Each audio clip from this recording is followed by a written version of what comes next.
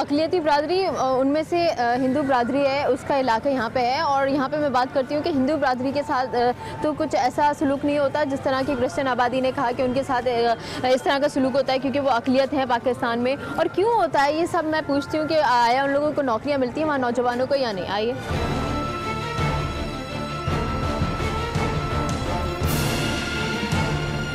आप स्टूडेंट है, पढ़ते हैं या नौकरी करते हैं? नहीं, मैं जॉब करता हूँ। कहाँ करते हैं? मैं बैंक में।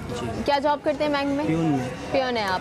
तो आपकी क्वालिफिकेशन क्या है, कितना पढ़ा? इंटर किया हुआ है आपने। तो इसके अलावा आपने किसी और जॉब के लिए अप्लाई किया था या जानबूझ के आपको उन्होंने पियोन की जॉब के लिए अप्लाई किया हुआ है, लेकिन अभी तक कोई रिजल्ट नहीं है। तो क्यों नहीं आया रिजल्ट, क्यों नहीं हुई आपकी गवर्नमेंट? ने वो कह रहे कि अभी कहते कि कोई सीट पे बैठा नहीं है, कह रहे कि जब गवर्नमेंट चेंज होगी तब आएगा।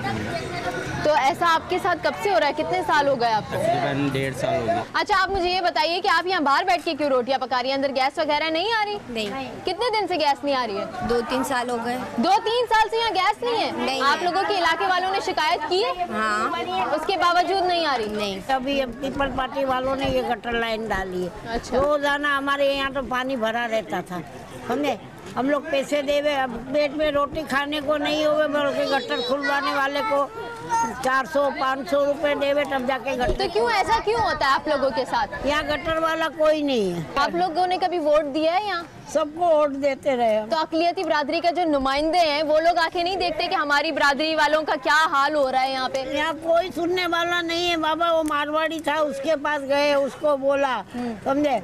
जिसके पास जावे वो सब पैसे मांगते कि कहाँ से। अब क्या चाहते हैं आप लोग? अभी ये चाहते हैं कि मेरी बहू को नौकरी लगे। मेरे बेटे के जो बड़ा बेटा था वो एक्सीडेंट में मर गया, इसको वो बुखार आया उसमें मर गया। कोई नहीं है।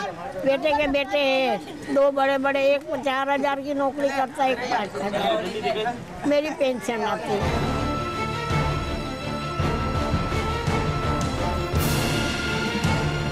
मेरे शोहर का भी 2 महीने हुए इंतकाल हुआ है। छोटे छोटे 3 बच्चे, वो नौकरी भी नहीं है किसी की केएमसी में। जो मेरे जेठ के लड़के तो वो 5,000 6,000 वो कमा के लेके। तो अभी आप चाहती हैं कि आपको नौकरी मिले? तो किस किस्म की नौकरी आप चाहती हैं? आप पढ़ी लिखी हैं? थोड़ा नहीं, पढ़ी हुई नहीं। कोई भी नौकरी चाहती हैं? बस काम चाहती हैं? बस काम चाहते हैं, घर का गुजारा। तो आपने अप्लाई किया है? जी, वो जगह किए, मगर कह रहे हाँ हो जाएगा, हो जाएगा। नहीं गैस है, नहीं कुछ फालतू में 500-500 रुपये हर महीने फिर भी गैस के दे रहे। फिर भी बिल आता है जब कि गैस भी नहीं है। हाँ। और कोई सुनने वाला नहीं है। और आपके नुमाइंदे जिनको आप लोगों ने वोट किया वो देखने आते? कोई भी नहीं आते।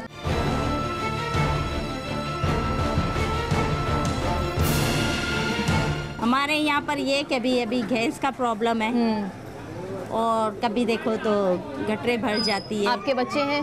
हाँ, मेरे माशाल्लाह 4 बच्चे। अच्छा, तो इनके ये पढ़ते हैं? हाँ, एक बेटा मेरा बीकॉम कर रहा है, एक ने इंटर किया हुआ है। अच्छा, तो जॉब नहीं है इनको। पहले है ना कोटे पे मिल जाती थी हमें अब उस जॉब। कोटे के हिसाब से वो कोटे के हिसाब से अभी जॉब नहीं मिल रही है। 5% था ना कोटा? हाँ, पहले 5% अब नहीं है। था, अब नहीं है। उसको फॉलो नहीं किया जाता, उस हिसाब से नहीं किया वो हिसाब से अब नहीं किया जाता है। और अभी है ना बच्चों को जॉब नहीं मिल रही है।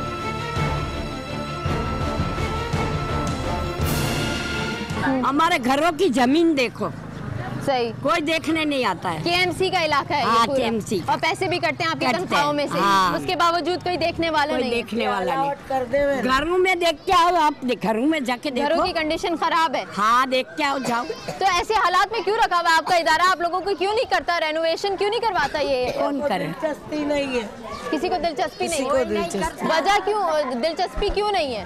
अभी पता नहीं। आप लोग वोट वगैरह देते हैं? देते, पूरे वोट देते। किसको देते थे? जो आते उनको दे देते। तो आप लोग ये नहीं सोचते कि ये वो नुमाइंदे हैं भी यानी जो हमारे लिए आवाज उठा सकेंगे? अभी हम तो दे देते, वो तो कहते हम मिल जाएगी आपको। वादे करते हैं, वादे पूरे नहीं करते।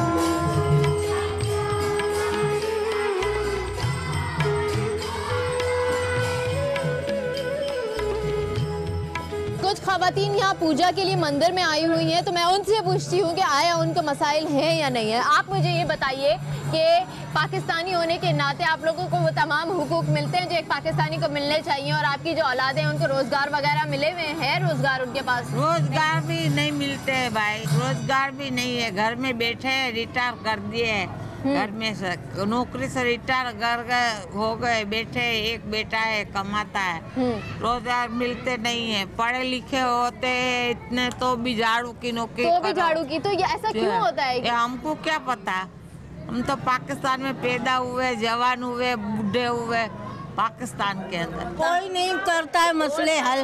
क्यों? कहाँ से हुकूमत होंगी तो कोई मसला हल होएगा ना, हुकूमत ही नहीं कर रही है। तो वजह क्या है? आपके बच्चों के पास रोजगार है? हमारे बच्चे के पास रोजगार है, 6 महीने से तनख्वाह नहीं मिल रही। तनख्वाह ना मिलने की वजह? वो स्कूल में लगा हुआ है। जो पैसे आते हैं ना कि भाई गरीब लोग को दियो, वो त्योहार अकलियती बिरादरियों की फलाह बहबूद के लिए जो पैसा आता है वो बड़े खुद खा लोग जाते भेजते हैं। हैं, फॉर्म भर के ले लेते, पैसे नहीं देते, पैसे नहीं देते।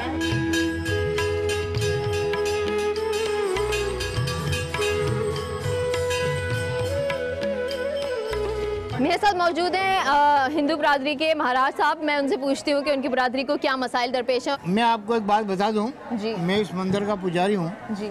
मैं 1961 से हमारी पंचायत जो है ना उसके हवाले से ये मंदिर मेरे हवाले किया है और उस दिन से लेकर आज तक मैं मंदिर की पूजा पाठ करता हूँ। जी। हमारे मसले मसाइल तो बहुत है, बहुत से इंटरव्यू लेने वाले आते हैं, इंटरव्यू लेके चले जाते हैं, लेकिन रद्दो बदल कोई नहीं होता, ना कोई काम अमल होता है। जब अमल ही नहीं होता तो हम क्या बात करेंगे आपसे, और कोई सुनने वाला नहीं है। हालत इतनी बुरी से बुरी है कि हमारे इस क्वार्टर के 2000 रुपया महीना तनख्वाहों में से तनख्वाह वहाँ से कटते हैं, उसका बेनिफिट हमें कुछ नहीं मिलता। अच्छा। जबकि मेरे वालिद साहब भी ब्रिटिश के ज़माने में काउंसलर थे केएमसी के। अच्छा। मेरे भाई नानजी मेघ जी भी काउंसलर थे। उसके दौर के ज़माने के अंदर इस घरों की रिपेयरिंग भी होती थी, रंग चूना भी होता था त्योहारों पे। लेकिन अभी ये 10 साल हुए, 10 साल 12 साल के अंदर अभी कोई भी किसी किस्म का कोई काम नहीं होता और हमारे लोग परेशान से दर परेशान हैं। अभी हम बोलेंगे हम अक़लियत है, हमारे हक दिए जाए, और हम मांगते हैं हक, हमारे को हक नहीं मिलता है, जाए तो किसके पास जाए? तो क्यों ऐसा होता है कि अक़लियती क्यों बिरादरी ऐसा के होता साथ है? ऐसा सलूक किया जाता ये है? तो मौजूदा हुकूमत का काम है। मौजूदा जो हमारे कौमी या सूबाई असम्बली के मेंबरान हैं, ये उनकी जवाबदारी है। केएमसी के रूल के मुताबिक 10% कोटा अक़लियत का था, जो आज तक हमें नहीं दिया गया है। मेरा अपना नवासा है, ग्रेजुएट है, अभी वो तो मेरे को झाड़ू की नौकरी पे लगाओ, मैं झाड़ू की नौकरी कर लूंगा, क्योंकि रोजगार ही नहीं है। कोई रोजगार देंगे तो ही नहीं है, दे ही नहीं रहे। बातें बड़ी बड़ी कर देते, टीवी पे आके दिखा देते हमने ये कर दिया, वो कर दिया, फलाना कर दिया, खाली मुंह से जबानी जमा खर्चे। हाँ, फुदू खादा फजा हवलदार है, समझे ना, कोई सुनने वाला कोई भी नहीं है।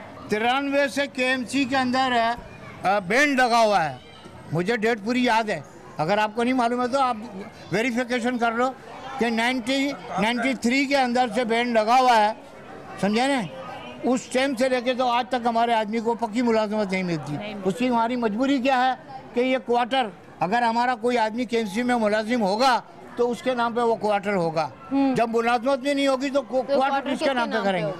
हमारी मजबूरी है ना, हमारी मजबूरी को सुनता ही कोई नहीं है। आ जाते हैं, बस अपना काम दिखाते हैं, बस चल पड़े।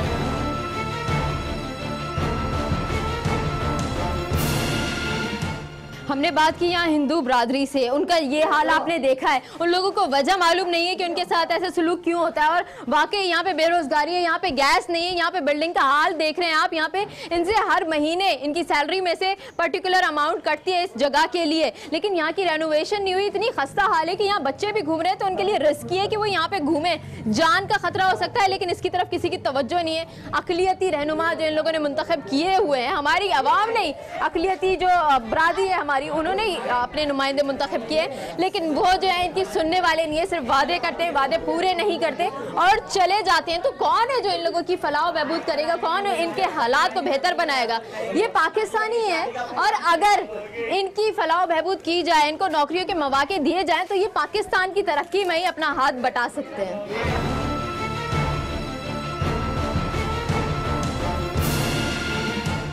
हमारे साथ इस वक्त मौजूद हैं फॉर्मर एमपीए जावेद माइकल साहब। मैं इनसे पूछूंगी कि उन्होंने अपने इलाके के लिए क्या किया था, क्या इकदाम किए थे और यहाँ जो लोगों को मसाइल दरपेश हैं उनका हल क्या है बेसिकली। अच्छा, आप मुझे ये बताइए कि आपके इलाके के हालात इतने ख़राब हैं, यहाँ सफाई का इंतज़ाम नहीं है, बेरोज़गारी है, सारे मसाइल यहाँ दरपेश हैं, तो हालात बेहतर कौन बनाने वाला है और ये आज तक हालात बेहतर हुए क्यों नहीं?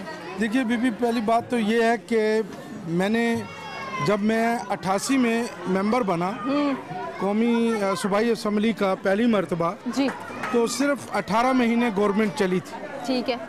और इस शहर में कर्फ्यू था।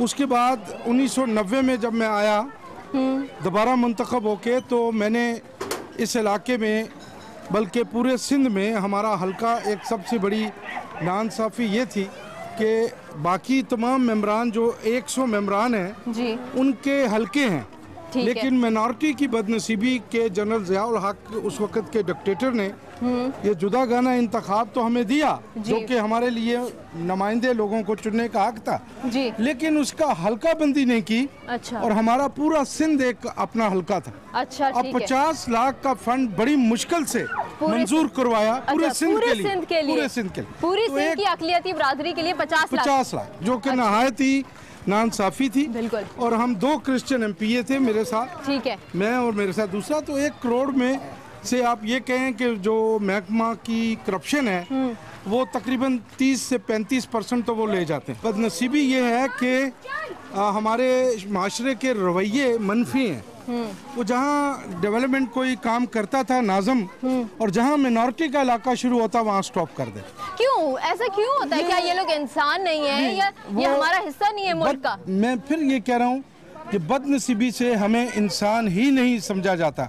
मिनॉरिटीज़ के नाम से लोग यूँ समझते हैं जैसे रेड इंडियंस, या दूसरे लफ्ज़ों में उन्हें इंसान का दर्जा हासिल नहीं है। ये आप देख सकते हैं कि हमारे इलाके में ना कोई गवर्नमेंट की डिस्पेंसरी वाला जगह हमने दी, उस वक्त भी अभी भी लिखा हमने एडमिनिस्ट्रेटर को कि जगह हम दे रहे हैं, आप डिस्पेंसरी बना दें, लेकिन वो तैयार नहीं है। जब भी मैं गया हूँ फंड्स के लिए, उन्होंने कहा जी हमारे पास फंड्स नहीं है। 5% का कोटा है ये हमारा, ये काफ़ी है आप लोगों का? नहीं, देखिए पहले ना होने से तो ये था, ये हमारे जब हम पिछले दौर में शहबाज भट्टी के साथ हम काम करते थे एपमा में, तो ये 5% कोटा बीबी ने हमें वादा किया था और ये हमने समरी मूव की थी 5% कोटे की, हमने खुद बनाई थी। जब ये मंजूर हो गया तो इसका नोटिफिकेशन मौजूदा प्राइम मिनिस्टर ने निकाला, लेकिन एप्लीकेबल या इम्प्लीमेंटेशन इस कोटे पर नहीं है। अच्छा, इम्प्लीमेंटेशन अभी तक नहीं है। Not at all. हमारे साथ सबसे ज़्यादा बदकिस्मती और ज़्यादती हुकूमत ने यह कर दी है कि इस असम्बली में 342 लोग मौजूद हैं। 342 लोगों में हमारे 10 मेंबर हैं। उन 10 मेंबरों में 2 क्रिश्चियन हैं, 8 हमारे हिंदू हैं। लेकिन ये लोग 10 के 10 लोग मुंतखब नहीं हैं, ये ना वोट से आए हैं, ये पार्टियों की तरफ से नॉमिनेटेड हैं। और जब नॉमिनेट कोई हो बगैर वोट के आए तो उसकी मर्जी है वो काम करे ना करे। काश कोई अच्छा उस दौर का मुसलमान हमें मिल जाए जो इस्लामी दौर के खलीफा थे, खुलफाए राशिदीन थे। वो अक़लियतों को भी सुनते थे, गरीबों को भी सुनते थे, उनके ख़जाने पर भी अक़लियत या मसीह लोग का हिस्सा होता था। आज तो ये कहते हैं कि जो इनको मिला 5 लाख वो भी हमें दे दो, वो देना ही नहीं चाहते। जबकि आप लोग पाकिस्तान के अंदर रह रहे हैं और रिप्रेजेंट कर रहे हैं पाकिस्तान को, पाकिस्तानी है आप। मैं आपको छोटी सी चीज़ बताना चाहता हूँ। ये देखिए, ये हमारा अदारा है YMCA जी। इस अदारे पर जो लोग काबिज हैं उन्होंने पूरा मैं दाखिल नहीं हो सकता, ये लोग नमाज नहीं कर सकते। अच्छा। हमारे चर्च पर भी कब्जा है और उस अदारे में, ये YMCA के अदारे पर 3 गैर मसीही लोगों का कब्जा है, ताकतवर लोग हैं। ये 1000 हमारी क्रिश्चियन प्रॉपर्टी है, 1000। अच्छा। पूरे पाकिस्तान में इसमें से 400 बची है, 665 प्रॉपर्टी बेच दी गई। और जिन्होंने बेची है, बदकिस्मती से मैं कहूँगा, वो हमारे लोगों के साथ मिले हुए हैं और उनको NOC जो है वो मिनॉरिटी मिनिस्ट्री देती रही है। 1000 में से अभी भी वो बेचना चाह रहे हैं। मरी की हमारी पूरी प्रॉपर्टी को वो सर्वे हो रहा है, बेच रहे हैं और हमारे कुछ बिशप साहबान शामिल हैं। मैं ओपन कह रहा हूँ या पब्लिक के सामने,